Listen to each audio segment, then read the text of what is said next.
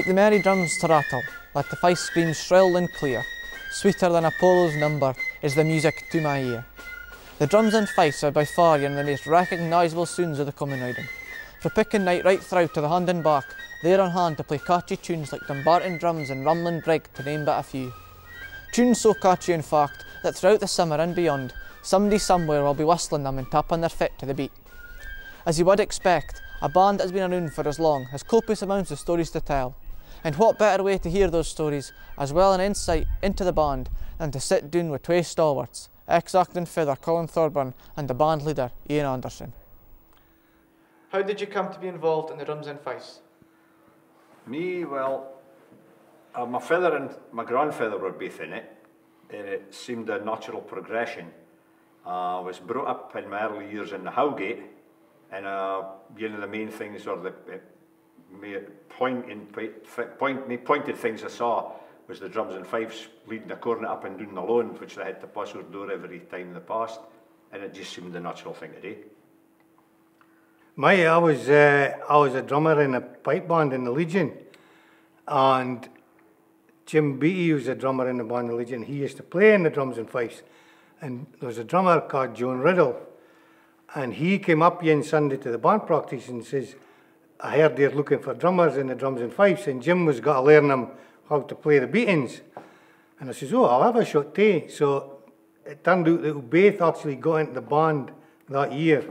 So it was just coincidence being there and at the same time as somebody else, and we just learned it together.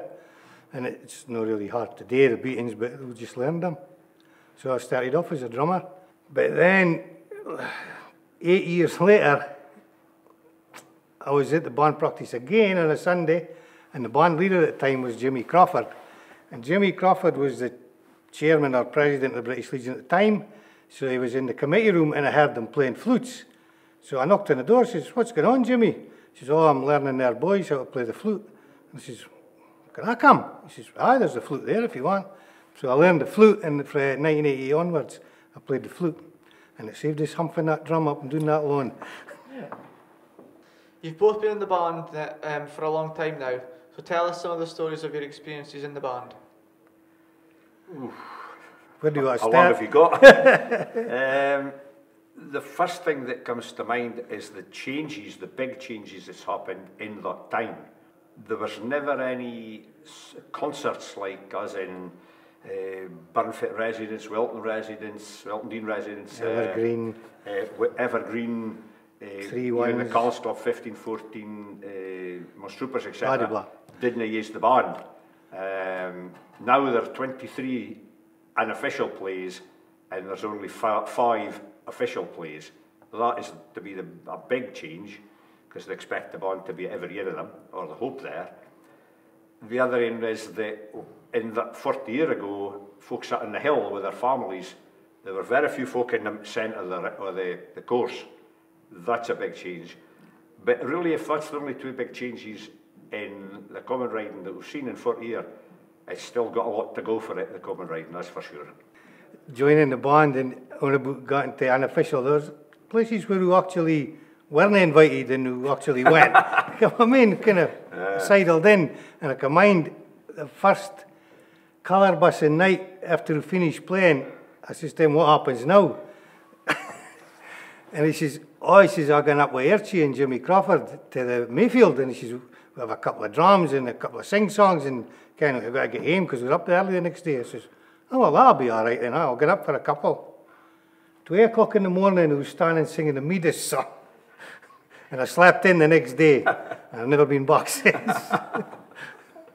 The very first year I think I was in the band, Jim Arnott was, the late Jim Arnott, was the band leader. He was us standing waiting at the top of the lawn on a Saturday morning at the Almond Sate, and waiting on the cornet coming down. Jimmy was much a stickler for protocol, and things had to be right. And the cornet was just approaching, right, come on then, we're gone. And just at that, he made the guy's flute a shake, and halfway it flew off right into somebody's garden. And he dived across, pulled the flute out the nearest player's hand, started the band, and told the boy to get into the garden.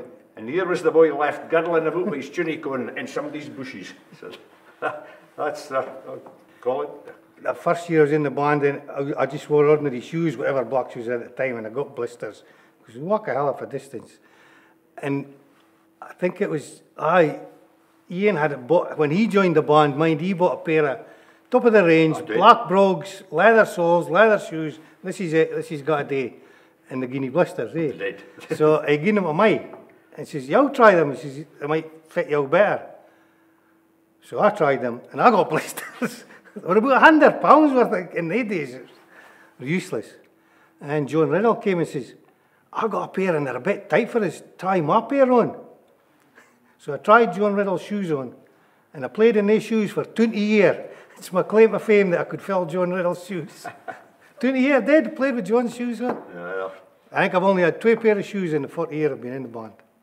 Because you're only out 3 days a week and 3 days a year. That's it. They're band shoes, and they get put away with a uniform. After 2 or 3 years, the Tour Hotel was the venue for the cornets breakfast, road breakfast on the Friday morning. But it was in its death throes, the tour, and everything was falling to bits or whatever. The service was dire, and the breakfast, when we got in, was incinerated, to say the least. It was hard as a brick. Well, the late Ronnie Nichol went to get a bit fried, what we thought was fried beer in his plate, and he stabbed it, and it shattered in 100 pieces. It disappeared over the flare and the table and everything. That was good enough, but it did raise some laughs. But by the time the common riding was nearly past and he was telling the story, it had grown arms and legs, and it was I'd had to get a duke in iron to get at the sausages, so it was the wise fork. So that was I was never at the tour. It was shut by the time I joined, but we used to go to the marina, and we was always later in because we run the streets to play, and it must have been the first year, and they weren't prepared for it, and there was nothing ready. We ended up in the kitchen, was cooking our own breakfast. There was somebody frying sausages and somebody scrambling eggs. I think we made the eggs, if I may. I did. I got to make our own breakfast. Mind it was at the Liberal Club. With the cornet, it was playing. It was an unofficial play, and it was at the Liberal. It must have been my first year in the band, because it was Helen Fraser was the cornet's lassie's mother, and she was at the thing of being Nuke Helen for work. And she seen us coming, turning up at the Liberal Club, and there I went again, waiting in the cornet. She says, "You pair here again, you're at more things as a cornet." It's true, she did. We've been asked to that much, as I say, the 23 unofficial plays, who helped the Reavers out, because they couldn't get a band, but in period costume, no, in the tunics.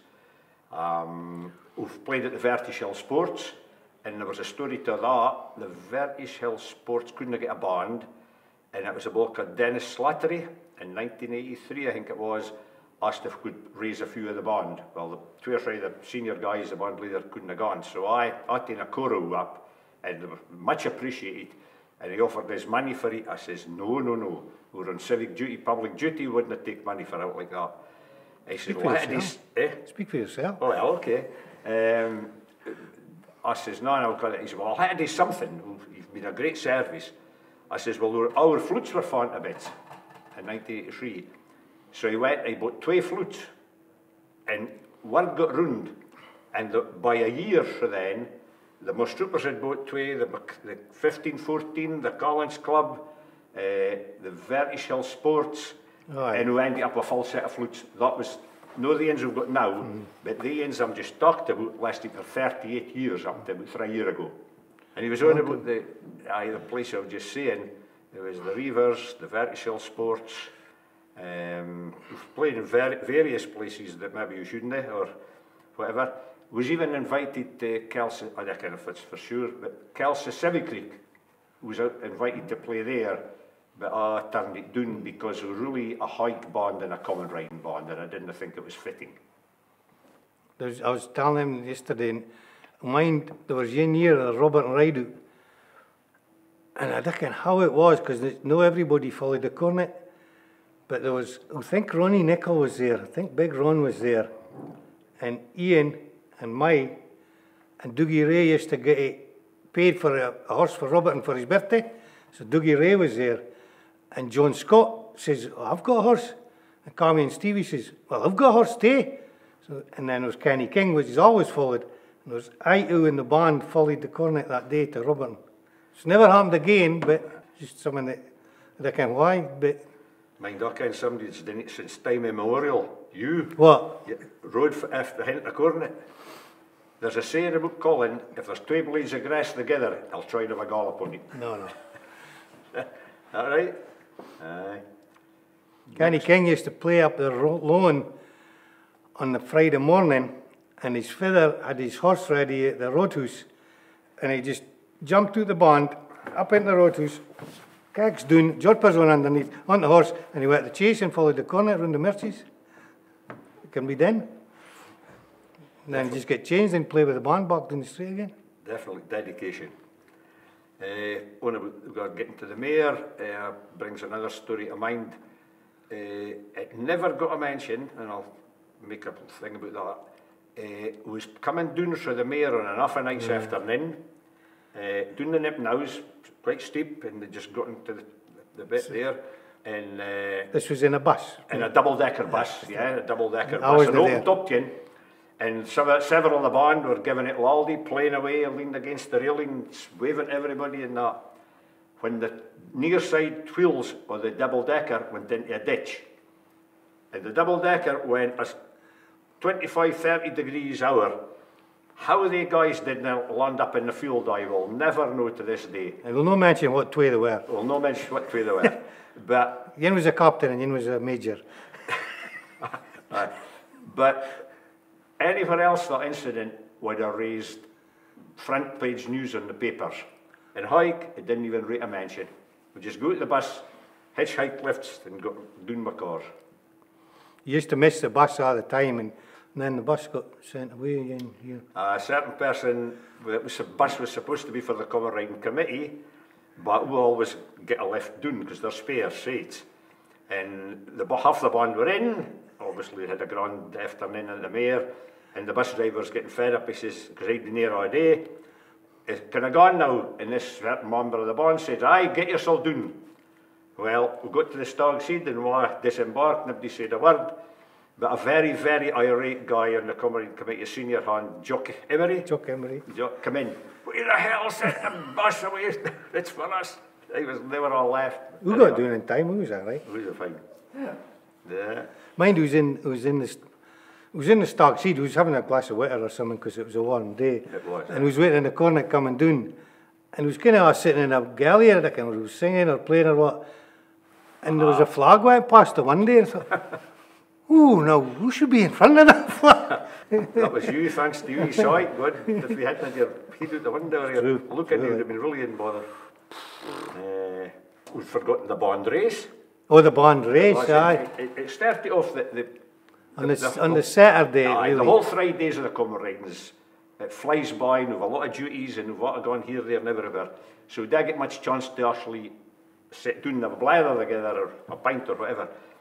But we'll always make an hour on the top tent on a Saturday morning, because it's quiet, the cornet's no there. We didn't get an official lift up, we've just to stop a car, just get a car, so we meet in the top tent. Aye. And it's empty, because it's 10:30 in the morning, there's can't hardly nobody there. That's right. So, some bright spark, I think it was Stevie Domingo, was a sprinter, and he said, is it no about time the band had a race? Now, it started as complete and utter fun. Is it between the two blue barrels or rubbish barrels? It was something like that, and it was grand fun, but obviously as everything does competitive, it gets serious. It was fine if we was running up the hill, because it's on a slope, quite a bit of slope, but we had yen downhill race yens, and it took all the tense efforts to stop the guys from hurtling through the canvas when they got to the bottom end, which was great. Like everything else, it gets expanded on in Hike, which is good, folklore, and it ended up that it was invited to run on the track before the cornet came, and it started off, there was a handicap, and then there was betting on, just for a laugh. It was getting announced, Stevie would yes, exactly. There was a lot of cheating went on too. Oh, there's a lot of cheating went on, false starts and everything, and tripping folk up, etc. But it was like good fun, grand fun. I'm sure that anybody that saw it would enjoy it as well. It was grand until the then band leader, Ronnie Nichol, muckle big strapping fella he was, tripped or something, whatever, and fell and tore the ligaments in his ankles. And his ankle. He couldn't play on the way down, so that's the bad, never racing. Mind you, on time when it was pouring the rain and it was running for, this has gone back to wee Archie and Molly, God bless them, and it was late for the bus, and it was up the bottom bend or something, and it was glass cell, and Molly says, I can't have gone through there. So Ian and Archie picked Molly up and ran across and she's paddling up. She's a little short woman, her legs wasn't the tits of grand when we lifted her up.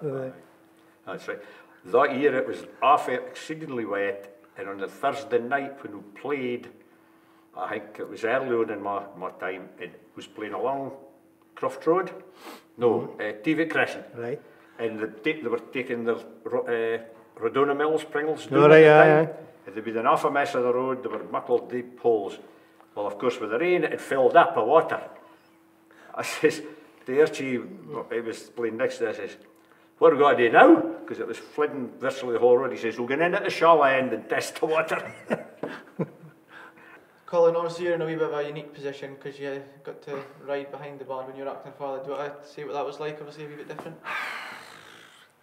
I think I first felt it when I was in the house on picking night waiting on the band coming up. And just because of what the house was and where it was, I could hear them coming from miles, and I thought, I can.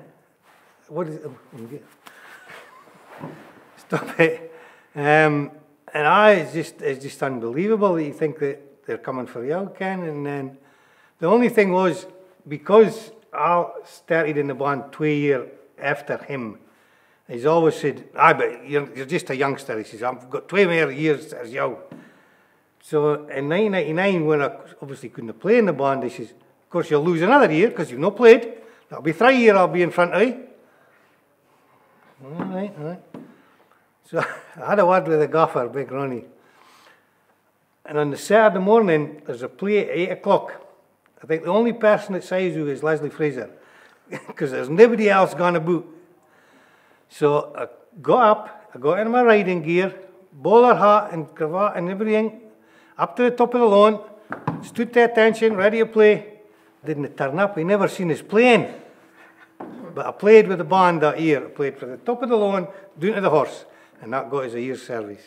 I have to take somebody else's word for it. The reason I wasn't there, I'd been the ball. He'd been the ball. The Saturday morning play, if you've been the ball, you're not really expected to be there if you've been the ball. There's got to be enough folk that's not at the ball, because you're no longer into bed. So if you're not there, it doesn't really matter. Because I say, there's only Leslie and Sizewell, because there's nobody else going about 8 o'clock in the morning on Saturday. That's a fact. But we'll get some good photos of it, Leslie, when we get there. We do. Half a good photos. The photos in the newspaper I brought Leslie was the photograph he took, I think it was, the last common riding, when we played up to Drumlandrick Square on the Saturday for the pillow fight, and all the principals, the girls were there, and the whole band was there. It's at top of Drumlandrick Square, and you take the whole band, and I've never seen a happier bunch of folk in my life as that photograph. I've got it. In fact, one of the members of the band, I think it was his first or second year, thought that much out about every one of us a copy. There is the good story about when we come down on the Saturday, we're kind of doing and waiting at the old man's say, but there's somebody gives you a key to their house and you get a small refreshment in there. There's olive, there's sandwiches, there's pieces, there's tray bakes, there's beer, there's rum, there's milk, apricot tart, everything. Absolutely wonderful. And they've just done it for years. And we just get a key off her when we see her up the mare, and there you are, it's all done. Just things like that make, when I was a drummer and who played to the top of the lawn and stopped on the Friday morning, to save the drummers taking their drum away up, we just put them in somebody's house at the top of the lawn. We just didn't put them in a lobby, and we just picked them up on the road down. It's just things like that you never think of what happens. I didn't have to. It's handy when you get a flute, you just tuck it away. Drum's a wee bit different. Aye. One little story that, when you mentioned all band leaders, Jimmy Crawford, that was a band leader, he'd been a fighting soldier. Can you mind it? Jimmy Crawford? He'd been a fighting soldier, so he'd seen a lot of service and a lot in his life. So very little phased Jimmy. And on the Friday morning, we'll play right to almost 30 dice. And there's a tune there it's okay now, but it wasn't very popular then. But the protocol says difficult, that's how. Okay, protocol says we should play it there, so we did. And was just into that tune when it was, I think Davy Blacklock was right-hand man at the time. Can you mind? Davy Blacklock was right-hand man. Now somebody had come out the bushes and scared Davy's horse. And it breached and charged straight through the middle of the band. Never touched the soul. Well, it knocked for tower, and nothing into arm. Of course, there were 2 or 3 bodies lying on the ground, hats disappearing everywhere, folks shocked and stunned. And Jimmy Crawford, the band leader, says, "Okay, that'll do for that tune." As I said, there were no histrionics or nothing. I've still got, when I got my flute for Jimmy, it came in a cardboard box and had Jimmy Crawford's name on it. It obviously wasn't his flute because I was still playing in the band then, but I've still got that box. My flute is still in that box with Jimmy Crawford's name on it. Have you really? Yeah. Oh, that's amazing. That Saturday morning play, I just mind it. It's got to be obvious where it is. So we played down the lawn, we was playing up out of the sun bed, and above the office bar, there was this window opened, and 3 half-naked men peeked out, eyes out to here and hair half spiffy, shouting, "Hooray!" They'd just been to the ball and up the lawn, and that was them. And they came where. See, 2 hours later, shiny bright, coloured ties on, green jackets, fine, perfect. And that was above the office, so you can where that was. That's just to get them back for having a day miss. Thanks to Colin and Ian for coming in to give us an insight into the greatest band in the world. I'm sure it serves as an informative piece for all. To see similar types of interviews, head to the Coming Round website and social media pages.